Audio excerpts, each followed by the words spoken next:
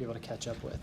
All right, so we're looking at the kinetic theory of gases. These are the 5 same statements that when you took the notes, I asked you to list the 5 tenets of kinetic molecular theory. And these are the ones you wrote down. It's a big word, kinetic molecular theory or kinetic theory, but it's also just some of those simple things that you learn in elementary school when you learn about the particles of gases. They're flying around everywhere. They bounce off of each other. All right, they don't lose energy when they bounce off of each other. They're related to the temperature. And so this question that we're going to look at is related to statement number 5. It says the average kinetic energy is proportional to the Kelvin temperature of the gas. Then it says a sample of gas is compressed while its temperature is held constant. What happens to the velocity of the molecules in the gas? All right, so I'll just call on somebody. You don't have to be right on this. This is what we're talking about for the entire next week. But I just wanted to introduce it with this. So Tanner, how did you answer this question here? What did you say? You didn't put anything down yet? All right, well, the options could be, what could be a change to a velocity? It could go up. It could go down, or it could do what? Remain the same. All right, so we want to pick one of those for this. So, and velocity is like the speed of the particles. Isabella, what did you guess for this one? Stays constant. That is correct. How did you know it stays constant? Because the temperature stays constant. So that one's a little bit of a tricky question for some people, but you got it right. Good job. Some people want to make that more complicated than it needs to be because they say, well, the pressure's changing, and if the pressure changed, then the particles would squish together and all this other stuff. But as long as the temperature remains constant, the velocity, which is the speed, guys, velocity is just the speed, it also stays constant. So temperature and speed of the particles are going to be proportional. So if one doesn't change, the other one doesn't change either. So good job on that one, Isabella. It stays constant. All right. The next thing I want us to do is the lower half of this. This is the reason I'm recording more than anything else for the lower part. This is actually all the notes we're going to take today, so you don't have to sit through some boring notes from me today. I want us to have an example for pressure unit conversions, because in class today, in a second, we're going to do the lab that I've been talking about for like 5 or 6 days now that keep pushing back. So we're going to do the lab, and then when you finish the lab, you've got I think 6 pressure conversion problems that are posted on Canvas that you'll just do them on notebook paper, but the questions themselves are posted on Canvas. I'll show you where they are. And they're just like this question here. But what you need to answer all of the questions is this little series of equalities that's in this box. So this is something you're going to go back to on the homework, and throughout the unit you'll go back to this from time to time. These are some of those units that you read about as well. When you look at these things, I always maybe put these in a box. You'll notice it's 1 atmosphere is equal to 760. Sometimes it's called millimeters of mercury. So that mmHg is read as millimeters of mercury. Hg on the periodic table is element mercury. So if you see anything about mercury in the question, it's talking about mmHg. 101,325 pascals, we don't use that one very much, is equal to 14.7 lb. What unit is lb? Pounds per square inch. Good. PSI. You said exactly right. You see that on basketballs and tires as PSI. So that's going to be more familiar to you as PSI. That's the pressure unit that's probably used in your daily life more than anything. 1.013 bar, and then 101.3 kPa. I'm going to highlight the ones of these that we see the most often. We do kilopascals a lot, you got it.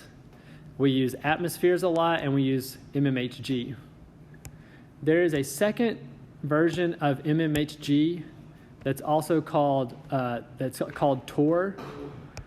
So anytime you see torr, Torricelli is the full name of it, that's the same thing as a millimeter of mercury. They're the same thing. Is Tori your sister? I see it now. You have the same last name, and then I was saying Tor, and it just hit me. I had her. Seems like a long time ago, but probably wasn't that long ago. So we've got to convert 345 mmHg to kPa. We are going to use dimensional analysis for this. We've done some dimensional analysis already.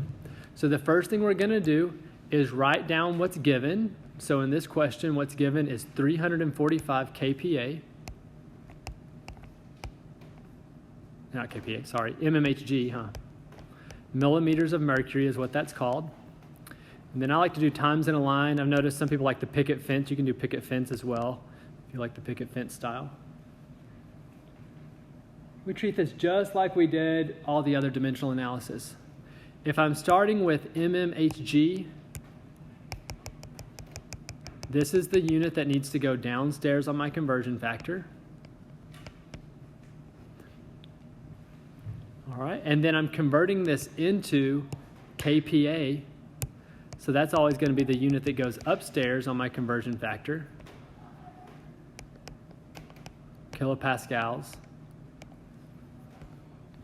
These are all going to be one-step dimensional analysis as well, so it makes it even easier. And where would you imagine I get the numbers that are going to go in this conversion factor? Straight from the box with the stars on it right there, okay? So looking at kPa, what number goes with kPa on that chart? Gunnar, what number goes with kPa on that chart?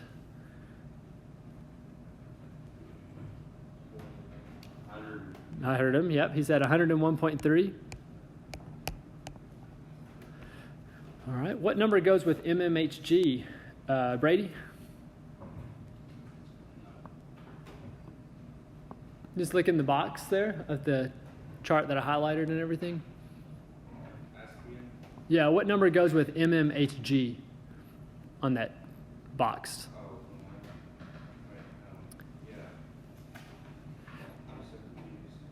Yeah, so see mmHg in the box?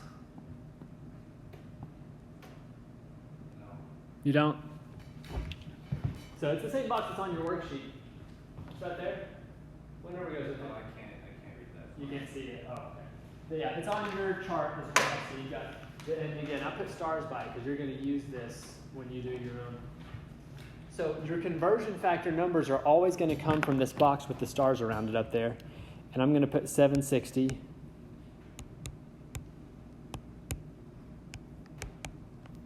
Well, after I highlight it like that, it's hard to see it on that screen.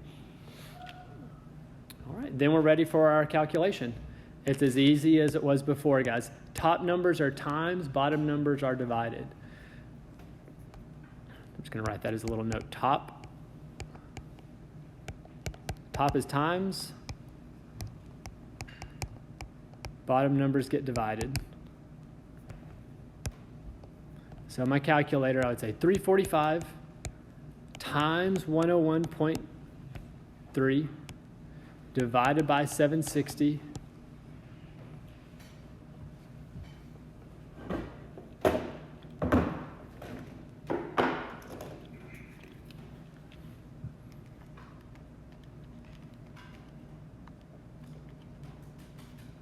and I'm getting 45.98. I noticed that my original question had 3 digits there, so I'm going to round this so it has about 3 what we call sig figs. So I'll say it's 46.0. As far as my units go, what happens to mmHg as the unit? They get canceled out. Top and bottom cancel, right? So the only unit left is kPa. That's what I wanted my answer to be in.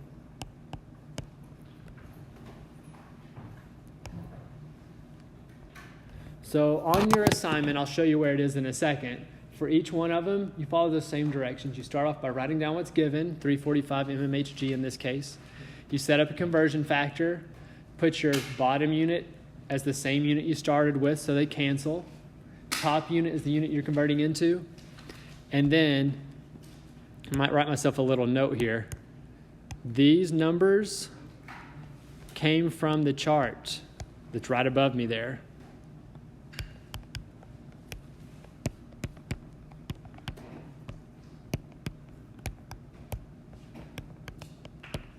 I call it a chart. It's just a box, huh?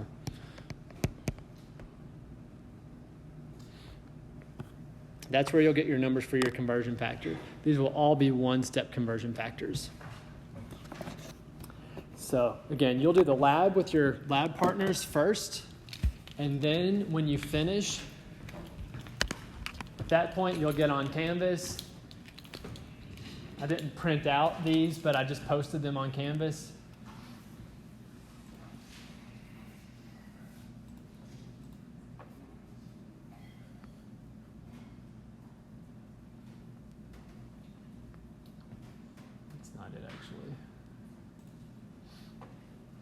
It'll be the bottom thing you see on Canvas. I went ahead and I highlighted the units just to help you see those a little bit better. So there's actually just 5 questions here. And for each one of them, I highlighted in yellow the unit you're coming from, as you can see there. So like in the first one, the air pressure for a certain tire is 109 kPa, and then you're going to convert it into atmospheres, so you can really see the units that way. That'll help you out. ATM is atmospheres. I should have mentioned that.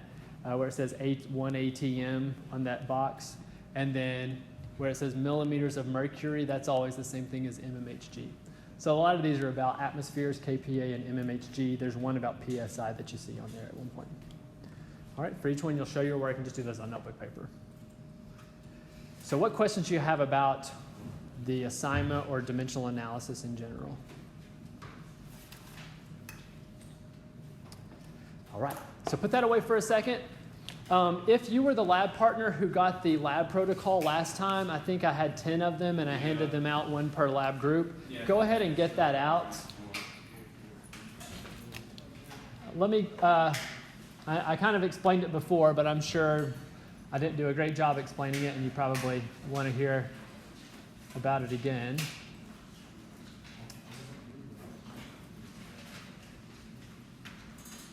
So 1 person in each lab group got a copy of this.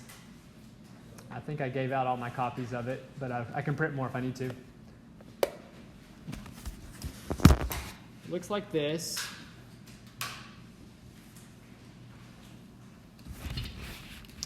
And I told them last time, if you weren't here that day, you don't have to do this pre-lab question. We're going to jump straight into the instructions, so we'll have more time. We'll have a little more time for the lab and the working on the homework. But I drew kind of a picture because the biggest change is how you open the file. So one of the reasons we didn't do this on Friday is I didn't have the file on the lab quest yet, but I've put it on there now. So every group's going to get a lab quest. So that's what my box is here. They're both over here. Everything you need's over here. Get the lab quest, and you get a charger, and you're going to get a little baggie with a pressure sensor and a syringe. I can stop recording now, I don't think.